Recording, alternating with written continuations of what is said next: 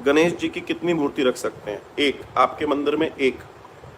ध्यान दीजिएगा, गणेश जी आपके घर में कहाँ कहाँ होने चाहिए। प्लीज़ आप सब लोग सुन लीजिए, आप सबके लिए फ्रूटफुल है। अगर आप विद्यार्थी हैं तो आपके लिए भी फ्रूटफुल है, अगर आप गृहस्थ हैं, व्यापारी हैं, जो भी हैं, आप सबके लिए ये प्रश्न अच्छा है। तो पहली चीज़, आपके मंदिर में श्री गणेश जी एक होने चाहिए और उनका पूजन आप करेंगे। दूसरा, गणेश जी कहाँ होने चाहिए? गणेश जी आपका जो एंट्रेंस है, आपके घर का जो एंट्रेंस है, आपके घर में प्रवेश करने वाली जो जगह है, अगर आप चाहें बाहरी और अंदरूनी दोनों दीवार पर गणेश जी का चित्र लगा सकते हैं। मूर्ति की जरूरत नहीं है, चित्र। बहुत सारे आपके यहाँ शादी के कार्ड आते हैं, बहुत सारे इस तरह के चित्र आपके पास हो सकते हैं। सो मेन एंट्रेंस के बाहर भी लगाने हैं आपको और अंदर भी लगाना है। जैसे हम जब अपने घर से बाहर निकल रहे हैं तो उस वॉल के ऊपर, गेट के ऊपर भी गणेश जी होंगे। अगर दोनों और गणेश जी हैं, आप करके देखिएगा, बहुत लाभ आपको होने वाला है।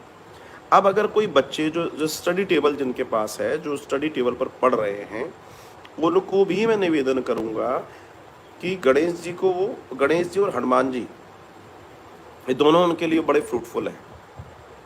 तो आप श्री गणेश जी का चित्र अपने ठीक सामने लगा लें। मूर्ति रखने की ज़रूरत नहीं है, किसी भी तरह की कोई मूर्ति लाने की ज़रूरत नहीं है। चित्र ले लीजिए और चित्र को अपने सामने स्टडी टेबल पे आप लगा लीजिए, श्री हनुमान जी का और श्री गणेश जी का। गणेश जी का जो चित्र आप लगाएंगे, मैं एक चीज़ और निवेदन कर दूं, आप लोग ये गलती करते हो और अभी फिर आप लोग गलती कर दोगे जब गणेश चतुर्थी आएगी, मगर मैं अभी से प्रश्न आया है तो बता दे रहा हूँ। गणेश जी की चित्र कौन सा फ्रूटफुल है, कौन सा चित्र आपके लिए उपयोगी है, ये भी ध्यान रखिए। कौन सी मूर्ति आपके लिए उपयोगी है। जब गणेश चतुर्थी आती है तब एक तो जो मूर्ति होनी चाहिए वो मिट्टी की होनी चाहिए, प्योर मिट्टी, प्लास्टर ऑफ पेरिस, सफ़ेद मिट्टी, हल्की मिट्टी की नहीं होनी चाहिए। दूसरा, श्री गणेश जी के वाहन मूषक अर्थात चूहा उसमें होना चाहिए, ऐसे ही चित्र में होना चाहिए, चित्र में भी होना चाहिए। गणेश जी के 4 हाथ वाला चित्र होना चाहिए, 2 हाथ वाला नहीं होना चाहिए। और गणेश जी के दोनों ओर रिद्धि और सिद्धि का बैठा होना आवश्यक है।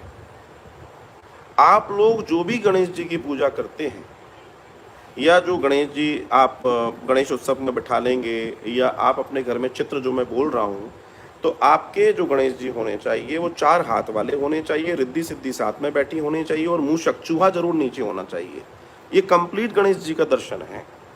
आप इसे उपयोग में करें। जितने लोग जो लोग आप गणपति पूजते हैं और आप घर में गणपति जी लाते हैं, और अगर आप बिना इस प्रोसेस के, बिना इस चित्रण के, बिना इस विधि के गणेश जी ला रहे हैं, तो क्षमा कीजिएगा, आपके गणेश जी लाने का कोई मतलब नहीं है। क्योंकि गणेश का पूरा परिवार है, गणेश जी का पूरा सामर्थ्य। हम क्या देख रहे हैं गणेश जी में? अगर गणेश जी का पूरा दर्शन देखें तो गणेश जी एक सुंदर आकार में बैठे हुए हैं, उनका बड़ा माथा है। अब देखिए, गणेश जी के बड़े बड़े कान हैं, बड़े बड़े कान। दर्शन आपके, वो क्या हमें इंडिकेट करते हैं, वो क्या सिखाते हैं कि दुनिया में आप जहां भी हो, आपको दुनिया की जानकारी होनी चाहिए। This is the indication. आपको दुनिया के मतलब जो आपसे रिलेटेड और नॉन रिलेटेड भी आपको जानकारी जरूर होनी चाहिए। ये गणेश जी के बड़े कानों का दर्शन है।